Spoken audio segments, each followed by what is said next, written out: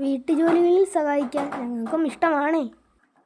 അതിനെ വീട്ടുകാർക്ക് ആർക്കും അറിയാത്തൊരു രഹസ്യമുണ്ടേ. അതെന്താടി ആ രഹസ്യം? അത്രയും സമയം നമുക്ക് ബുക്കും പുസ്തകം എടുത്ത് പഠിക്കാനിരിക്കണ്ടല്ലോ. ഇതൊക്കെയാണ് നമ്മുടെ കുട്ടി കുട്ടി കുസൃതികൾ. ഇഷ്ടപ്പെട്ടാൽ കമന്റ് ചെയ്യണേ. പിന്നെ ഒരു കാര്യം പറയാൻ മറന്നുപോയി.